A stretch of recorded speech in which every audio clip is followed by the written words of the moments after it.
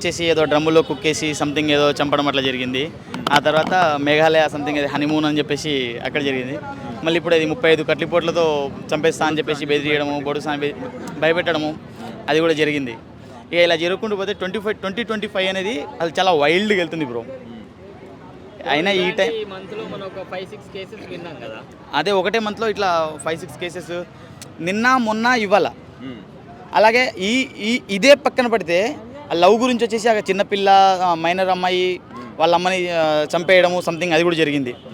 ఇవన్నీ తలుచుకుంటుంటే బ్రో అసలు పెళ్ళి అనే టాపిక్ తీయాలనిపించట్లేదు బ్రో.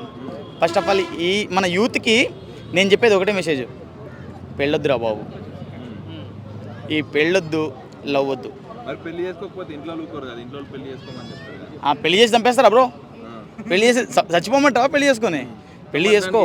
ఒక టైం వచ్చినాక పెళ్లి చేసుకునేటప్పుడు తొందరపడకుండా ఒక అమ్మాయి పలానా క్యారెక్టర్ ఒక్కరోజు కాకపోతే 10 రోజులు సరిపోకపోతే ఒక నెల సరిపోకపోతే సంవత్సరం ఒక ఇంట్రాగేట్ చేయి. అసలు ఏముంది ఏంది అమ్మాయిని పెళ్లి చేసుకునే ముందు ఒకసారి అడగండి. నీకు అవును బ్రో, అదే చెప్తున్నా కదా, అమ్మాయిని అడగండి. నీకు అసలు ఫస్ట్ ఆఫ్ ఆల్ నీకు బాయ్ ఫ్రెండ్ ఉన్నాడా, నన్ను పెళ్లి చేసుకునే ఉద్దేశం ఉందా లేదా? ఒకవేళ అమ్మాయికి బాయ్ ఫ్రెండ్ ఉంటే అమ్మాయి వాళ్ళ ఇంట్లో ఒప్పించండి, మీరు ఒప్పించి పెళ్లి చేయండి బ్రో. ఒక మంచి పని చేసినట్టు ఉంటారు. కానీ